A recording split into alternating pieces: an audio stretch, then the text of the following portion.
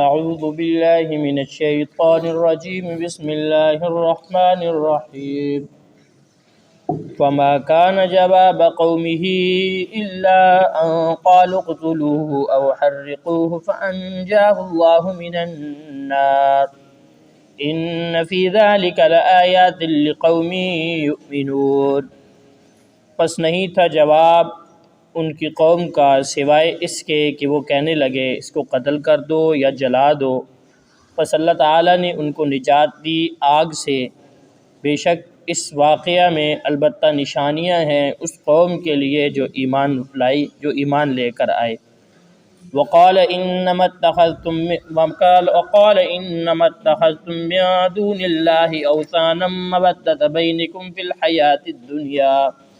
ثم یوم القیامۃ یکفر بعضکم ببعض ویلعن بعضکم بعضا ومأواکم النار وما لکم من ناصرین۔ اور فرمایا ابراہیم علیہ السلام نے کہ بے شک جو تم نے بنا رکھے ہیں اللہ کے سوا بتوں کو جو تم نے بنا رکھا ہے آپسی تعلق کی بنا پر، دنیا کی زندگی کے تعلق کی بنا پر ہے، پھر قیامت کے دن تم ایک دوسرے کا انکار کرو گے اور تمہارے بعض پر لعنت کریں گے، اور تمہارا ٹھکانہ جہنم ہے اور نہیں ہوگا تمہارے لیے کوئی مددگار۔ فآمن له لوط وقال انی مہاجر الی ربی انہ هو العزیز الحکیم۔ پس ایمان لائے ابراہیم علیہ السلام پر لوط، اور فرمایا ابراہیم علیہ السلام نے کہ بے شک میں ہجرت کرنے والا ہوں اپنے رب کی طرف، بے شک وہ زبردست حکمت والا ہے۔ وَوَهَبْنَا لَهُ إِسْحَاقَ وَيَعْقُوبَ وَجَعَلْنَا فِي ذُرِّيَّتِهِ النُّبُوَّةَ وَالْكِتَابَ وَآتَيْنَاهُ أَجْرَهُ فِي الدُّنْيَا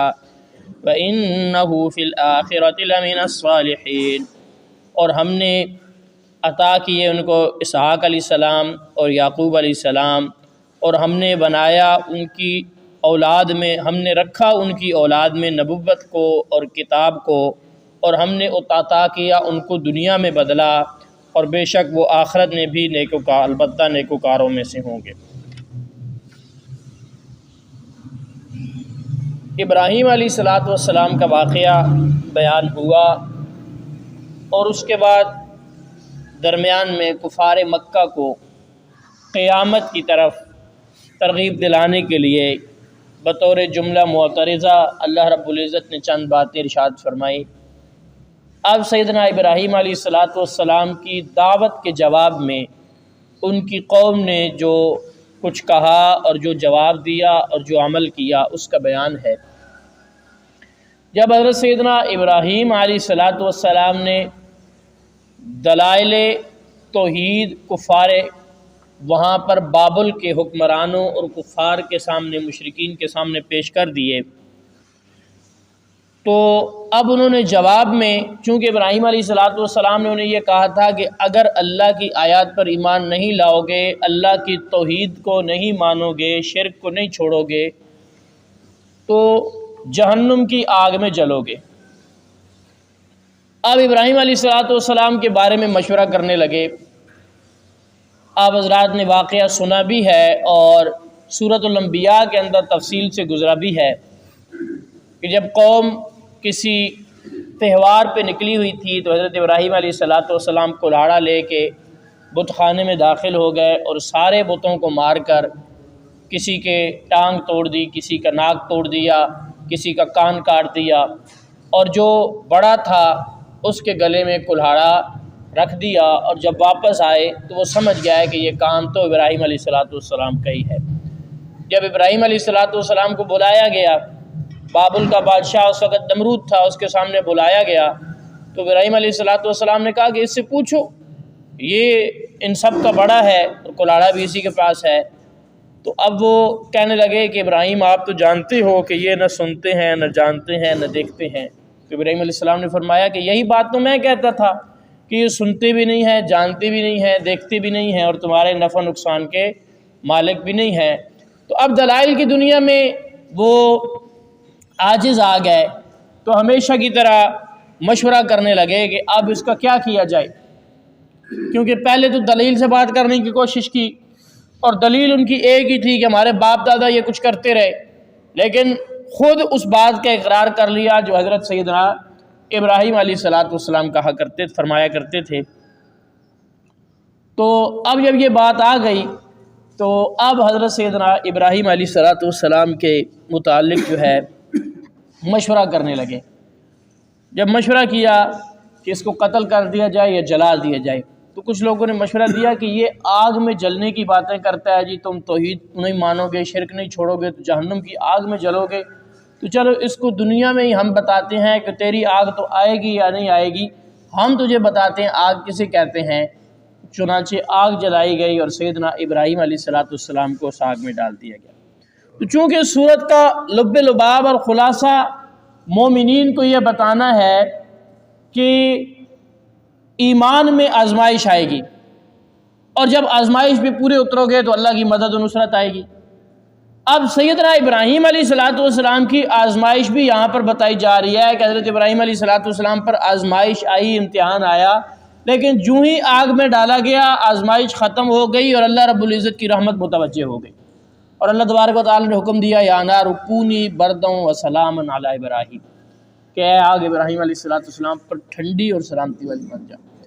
اب آگ ابراہیم علیہ السلام پر گلے گلزار بن گئی، تو یہاں سے یہ پتہ چلا کہ کسی بھی چیز کی جو خاصیت ہے وہ اس کی ذاتی نہیں ہے، بلکہ وہ اللہ تعالیٰ کی بنائی ہوئی ہے۔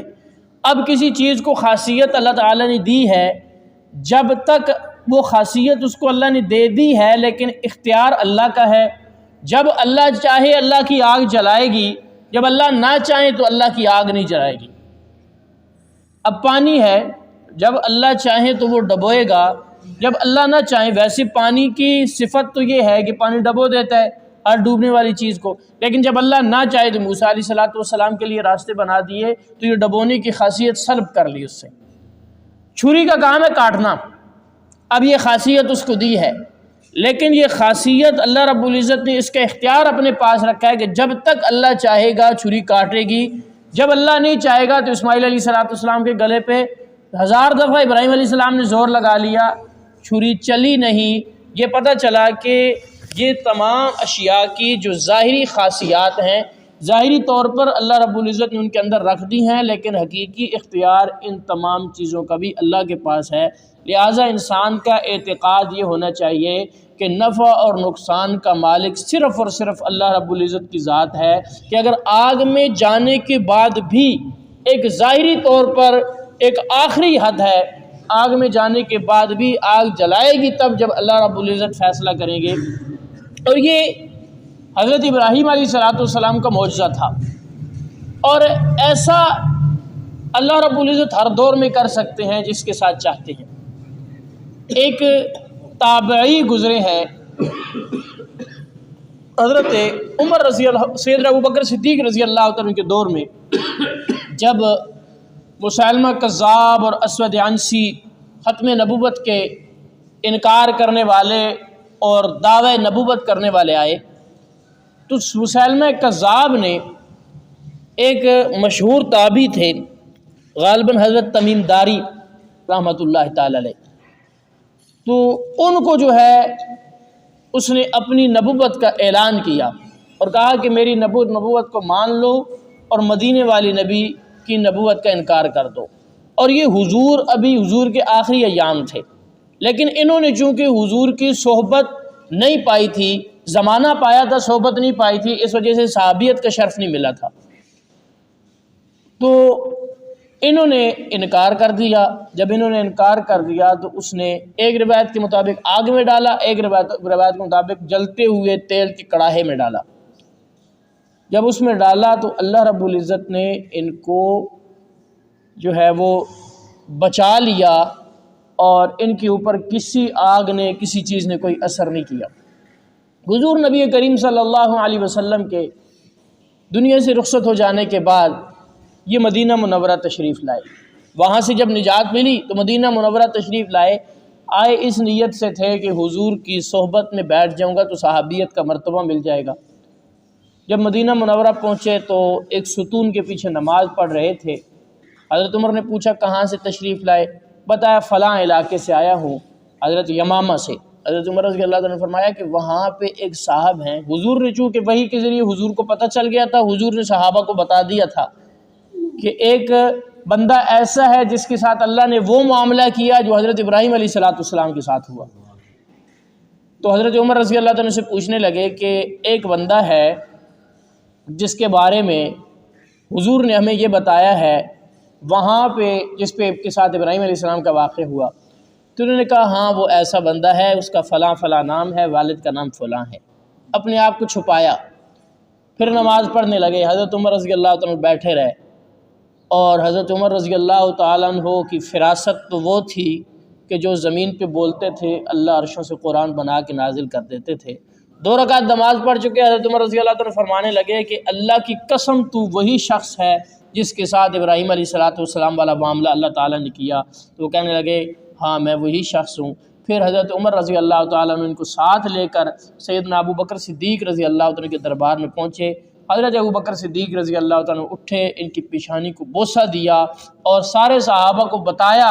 کہ یہ وہ شخص ہے جس کے ساتھ اللہ رب العزت نے سیدنا ابراہیم علیہ السلام کا واقعہ جو ہے وہ کیا، ابراہیم علیہ السلام جیسا معاملہ کیا۔ تو حضور کی ختم نبوت پر پہرا دینے والے امت میں یہ سب سے پہلے شخص تھے، قربانی دینے والے۔ اللہ رب العزت نے وہ معاملہ کر کے دکھایا جو اپنے پیغمبر کے ساتھ کیا۔ بہرحال تو کسی بھی چیز کی تاثیر جو ہے اس کے حقیقی مالک اور قادر اللہ رب العزت ہیں۔ اللہ چاہیں تو آگ جلائے گی، اللہ رب العزت نہ چاہیں تو آگ بظاہر اس میں ہر چیز جو ہے جو جلانے کے لائق ہوگی، آگ کا کام تو یہی ہے، قانون تو یہی ہے، لیکن اس کے باوجود آگ نہیں جلائے گی۔ ابراہیم علیہ السلام کو آگ میں ڈال دیا، لیکن اللہ رب العزت نے ان کو نجات عطا فرمائی۔ تو اللہ تعالیٰ فرماتے ہیں کہ اس میں بڑی نشانیاں ہیں اس قوم کے لیے جو ایمان لانے والی ہے۔ مفسرین نے نشانیاں لکھی ہیں، ایک تو ہر چیز پر قادر اللہ تعالیٰ ہے۔ دوسری نشانی مفسرین نے یہ لکھی ہے، اس میں نشانی اور تنبیہ اس بات کی طرف ہے کہ جب بندہ استقامت پہ آ جاتا ہے،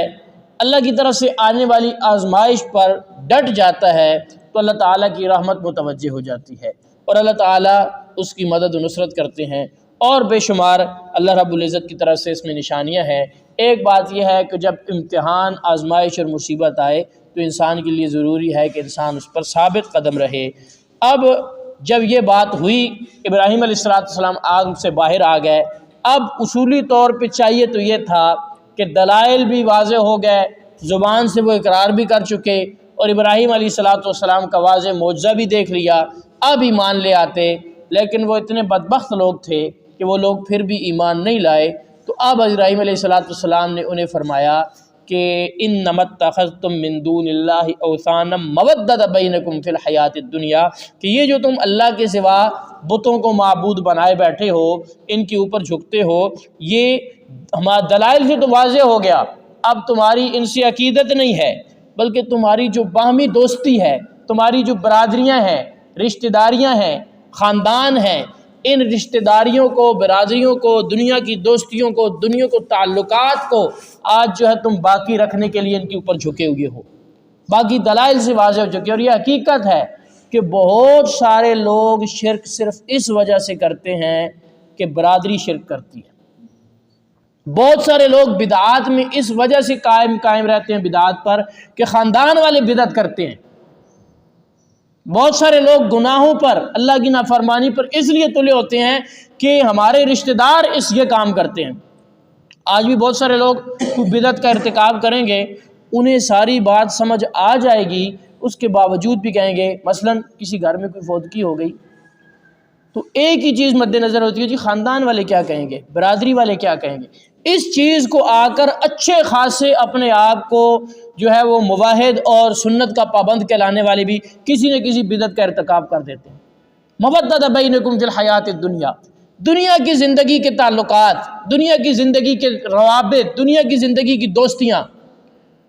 کہیں نہ کہیں شرک کا معاملہ کر دیتے ہیں۔ شادی کا موقع آیا، کہیں نہ کہیں تعلقات، رشتہ داری، کوئی نہ کوئی چیز جو ہے آڑے آ جاتی ہے، رشتہ دار کیا کہیں گے، دوست احباب کیا کہیں گے، فلاں کیا کہیں گے، فلاں کیا کہیں گے۔ اللہ تعالیٰ فرماتے ہیں یہ دنیا کی زندگیاں تمہارے پاس دلائل سے تو واضح ہو چکا ہے،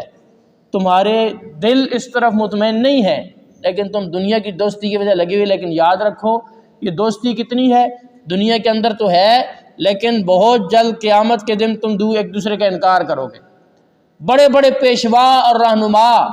بڑے بڑے جو دنیا کے اندر گمراہ کرتے دوسروں کو کہ ہمارے ساتھ چلو گے تو ٹھیک ہے ورنہ ہماری طرف سے فارغ ہو، یہ کام کرنا ہے تو کرو ورنہ ہم نہیں آئیں گے تمہارے ہاں۔ فرمایا یکفر بعضکم ببعض، قیامت والے دن کہیں گے جی ہمارا تو تعلق ہی کوئی نہیں ہے ان سے، ہم تو جانتے ہی نہیں ہیں، ہمیں تو کچھ نہیں کہا تھا۔ وَيَلْعَنُ بَعْضُكُمْ بَعْضًا، اور ایک دوسرے پہ لعنتیں کریں گے، یہ لعنتی ایسا ہے اس نے مجھے یہ کام کہا تھا، دوسرا کہے گا یہ لعنتی ایسا ہے اس کی وجہ سے میں نے شرک کیا تھا۔ اللہ تعالیٰ فرماتے ہیں جو مرضی ہے کر لو، اس وقت وہ جن کے لیے تم کرتے ہو وہ بھی اور جو تم کرتے ہو وہ بھی مأواکم النار، تم سب کا ٹھکانہ جہنم ہوگا۔ وما لکم من ناصرین، اور دنیا کے اندر جو تمہیں آ کر بتاتے ہیں کہ یوں کر لو ہم تمہارے ساتھ ہیں، ہم تمہارے ساتھ ہیں، جن کے لیے تم کرتے ہو وہ تمہارے کوئی مدد کرنے والے نہیں ہوں گے، تمہارے لیے کوئی مددگار قیامت کے دن نہیں ہوگا۔ تو یہ جتنے بھی معاملات رشتہ داروں کے لیے، برادری کے لیے، خاندان کے لیے، قبیلے کے لیے بالخصوص اللہ اور اللہ کے رسول کی نافرمانی کی جاتی ہے، تو اس کا نتیجہ یہی ہوگا کہ کل قیامت کے دن ایک دوسرے پہ لعن طعن کرتے رہیں گے، ایک دوسرے کا انکار کرتے رہیں گے، لیکن کوئی جو ہے وہ ایک دوسرے کی مدد کرنے والا نہیں ہوگا، بلکہ ٹھکانہ جہنم ہوگا۔ تو حضرت ابراہیم علیہ السلام نے اپنی قوم کو یہی کہا کہ دلائل سے تو واضح ہو چکا ہے، لیکن اس کے باوجود تم شرک میں مبتلا ہو کہ نمرود بڑا بادشاہ ہے اس کی مان کے چلنا ہے، فلاں رشتہ دار یوں کرتا ہے، فلاں برادری والا یوں کرتا ہے، یہ تعلق خراب ہو جائے گا، یہ حالات، یہ جو ہے باہمی جو تعلقات ہیں رشتہ داری بگڑ جائے گی، تو کل تمہاری مدد کرنے والا کوئی نہیں ہوگا۔ اب چاہیے تو یہ تھا کہ وہ سارے ایمان لے آتے، کوئی بھی ایمان نہیں لایا سوائے حضرت ابراہیم علیہ السلام کے بھتیجے حضرت لوط علیہ السلام۔ اس وقت نبوت نہیں ملی تھی، بعد میں حضرت لوط علیہ السلام بھی نبی بنے۔ فآمن لہ لوط، حضرت لوط علیہ السلام ایمان لائے۔ اب ابراہیم علیہ السلام نے دیکھ لیا کہ اب یہاں اس بستی میں کوئی بھی ایمان لانے والا نہیں ہے، تو اب میں جو ہے یہاں سے ہجرت کر جاؤں۔ تو ابراہیم علیہ السلام کہنے لگے کہ میں ہجرت کرنے والا ہوں اپنے رب کی طرف، تو یہ یہاں سے بابل سے ملک شام کی طرف ہجرت کر کے کہے، اور فرمایا کہ رب کی طرف ہجرت کرنے لگا ہوں۔ اب بظاہر کوئی عطا پتہ، کوئی علاقہ بے سر و سامانی کے عالم میں علاقہ چھوڑ رہے ہیں، لیکن ساتھ یہ بھی کہہ رہے ہیں کہ میرا رب زبردست حکمت والا ہے، وہ ضرور میرے لیے کوئی بندوبست کرے گا۔ یہاں پر صحابہ کرام کو تسلی ہے کہ ایک وقت ایسا آئے گا کہ آپ کو اپنا علاقہ چھوڑنا پڑے گا، لیکن اللہ رب العزت زبردست حکمت والا ہے، اللہ رب العزت تمہیں کیسے نوازے گا، وہ ایسے جیسے ابراہیم علیہ السلام کو نوازا۔ اب ابراہیم علیہ السلام کو کیسے نوازا؟ ابراہیم علیہ السلام کی ساری زندگی کا خلاصہ کیا تھا؟ آنے والی آزمائش پر استقامت سے ڈٹے رہے، آزمائش پر صبر کیا اور آزمائش پر پورے اترے، امتحان پر پورے اترے۔ اب نتیجے میں اللہ نے کیا دیا؟ حالت یہ تھی کہ ایک وقت وہ تھا کہ اپنے علاقے سے ایک اپنی بیوی کو، ایک اپنے بھتیجے کو لے کر نکل رہے ہیں۔ اللہ رب العزت فرماتے ہیں ہم نے آپ کو اسحاق علیہ السلام جیسا بیٹا دیا، یعقوب علیہ السلام جیسا پوتا دیا۔ اب اسماعیل علیہ السلام بھی حضرت ابراہیم کے بیٹے ہیں، لیکن اسماعیل علیہ السلام کی پیدائش چونکہ عام حالات میں ہوئی، اس وقت حضرت ہاجرہ بھی جو ہے وہ اس عمر میں تھی جس میں بچہ پیدا ہو سکتا ہے، اور ابراہیم علیہ السلام بھی جوانی میں تھے، لیکن حضرت اسحاق علیہ السلام اس وقت پیدا ہوئے جب ظاہری اسباب ختم ہو چکے تھے۔ جب فرشتوں نے آ کر اسحاق علیہ السلام کی خوشخبری دی تو اس وقت حضرت سارہ جو تھیں وہ قرآن کریم کے الفاظ ہیں فضاحکت، وہ جو ہے شرما کر ہنسنا شروع ہو گئیں اور کہنے لگی کہ انی عجوز، کہ میں تو بوڑھی ہوں، وہذا بعلی شیخا، اور یہ میرا جو خامند ہے یہ بھی بوڑھا ہو گیا ہے، تو ان حالت میں جو ہے کیسے بیٹا ہو سکتا ہے؟ اللہ تعالیٰ فرماتے ہیں اس لیے یہاں پر خاص طور پر یعقوب کا، حضرت اسحاق کا ذکر کیا کہ اللہ رب العزت نے ان حالات میں جب ظاہری حالات، ظاہری اسباب ختم ہو چکے تھے، اللہ رب العزت نے اس وقت بیٹا حضرت اسحاق علیہ السلام کی صورت میں دیا۔ ایک انعام اللہ رب العزت نے یہ دیا، دوسرا انعام اللہ نے دیا حضرت یعقوب علیہ السلام جیسا پوتا دیا۔ اور پھر فرمایا کہ وجعلنا فی ذریتہ النبوہ، انہی کی اولاد میں نبوت چلا دی۔ اب یعقوب علیہ السلام کی اولاد میں انبیاء بنی اسرائیل، اس میں حضرت یوسف علیہ السلام ہے، اس میں حضرت داؤد علیہ السلام ہے، حضرت شعیب علیہ السلام ہے، حضرت سلیمان علیہ السلام ہے، حضرت موسیٰ علیہ السلام ہے، حضرت ہارون علیہ السلام ہے، حضرت عیسیٰ علیہ السلام ہے۔ گویا کہ جتنے جلیل القدر پیغمبر ہیں، حضرت ابراہیم علیہ السلام کے بعد حضور نبی کریم صلی اللہ علیہ وسلم تک جتنے بھی انبیاء آئے، یہ سارے کے سارے حضرت ابراہیم کی اولاد میں سے آئے۔ اللہ رب العزت نے استقامت پر یہ انعام دیا کہ جتنے پیغمبر آئے سارے کے سارے آپ علیہ السلام کی اولاد میں بھیجے۔ اور دوسرا انعام کیا دیا؟ فرمایا کہ والکتابہ، اور کتاب بھی جو ہے آسمانی کتابیں وہ بھی آپ کی اولاد میں چلا دی۔ اور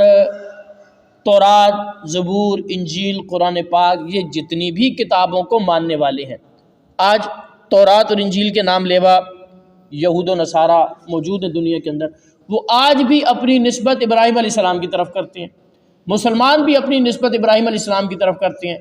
مشرکین مکہ بھی اپنی نسبت ابراہیم علیہ السلام، تو ہر کوئی یہ کہتا ہے کہ ابراہیم علیہ السلام ہمارے پیشوا ہیں۔ تو انبیاء میں سے سارے انبیاء کا انکار کرنے والے موجود ہیں۔ کسی نے عیسیٰ علیہ السلام کا انکار کیا موسیٰ علیہ السلام کو مانتے ہوئے، اور عیسائیوں نے جو ہے موسیٰ علیہ السلام کا انکار کیا عیسیٰ علیہ السلام کو مانتے ہوئے۔ اسی طرح ان دونوں نے ہمارے نبی کریم صلی اللہ علیہ وسلم کا انکار کیا۔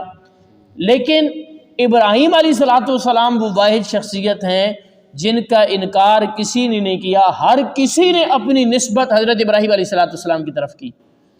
اور اس پر علماء نے لکھا ہے کہ انبیاء میں جو مقام حضرت ابراہیم علیہ السلام کو ملا، غیر انبیاء میں وہ مقام اللہ تعالیٰ نے حضرت شاہ ولی اللہ رحمۃ اللہ تعالیٰ علیہ کو دیا۔ حضرت شاہ ولی اللہ محدث دہلوی رحمۃ اللہ علیہ وہ بزرگ ہیں کہ ہر مسلک ہندوستان کا اپنی نسبت حضرت شاہ ولی اللہ کی طرف کرتے ہیں۔ دیوبندی کہتے ہیں ہمارے بزرگ ہیں، بریلوی کہتے ہیں ہمارے بزرگ ہیں، اہل حدیث کہتے ہیں ہمارے بزرگ ہیں، اور تینوں میں سے کوئی ایسا نہیں ہے کہ جس کی سند حدیث میں حضرت شاہ ولی اللہ کا نام نہ ہو۔ جس کی سند حدیث میں حضرت شاہ ولی اللہ نہیں ہے، اس کی سند حدیث آگے صاحب کتاب تک یا امام بخاری تک، صاحب کتاب تک یا کسی بھی جو ہے آگے وہ چلتی نہیں ہے حدیث کی سند۔ رسول اللہ صلی اللہ علیہ وسلم تک پہنچنے کے لیے ہندوستان کے ہر مولوی کے لیے شاہ ولی اللہ رحمۃ اللہ علیہ کا واسطہ ضروری ہے۔ اس لیے سارے کہتے ہیں کہ شاہ ولی اللہ رحمۃ اللہ علیہ سے ہماری نسبت ہے۔ حضرت ابراہیم علیہ السلام کی طرف انبیاء میں تمام مذاہب اپنی نسبت کرتے ہیں۔ تو اللہ تبارک و تعالیٰ فرماتے ہیں کہ ہم نے دنیا کے اندر ان کو فرمایا کہ وَآتَيْنَاهُ أَجْرَهُ فِي الدُّنْيَا، دنیا کے اندر ان کو اجر عطا کیا کہ ان کا تذکرہ، ان کا چرچا قیامت تک ہر ایک کی زبان پہ خیر کے ساتھ ان کا ذکر، یہاں تک کہ مشرکین مکہ جن کا مذہب آسمانی نہیں تھا، وہ بھی جو ہے ابراہیم علیہ السلام کی طرف اپنی نسبت کرتے تھے اور ملت ابراہیمی پر اپنے آپ کو کہتے تھے۔ یہ تو دنیا کے اعتبار ہے۔ فرمایا وَإِنَّهُ فِي الْآخِرَةِ لَمِنَ الصَّالِحِينَ، دنیا میں بھی اللہ رب العزت نے اولاد بھی بنائی، اولاد کے اعتبار سے بھی اور عزت کے اعتبار سے بھی ابراہیم علیہ السلام کو بہت کچھ بخشا، اور فرمایا کہ آخرت میں بھی وہ نیکوکاروں میں سے ہوں گے۔ اور دنیا کے اعتبار سے ابراہیم علیہ السلام کو اللہ رب العزت نے یہ سب کچھ جو عطا کیا،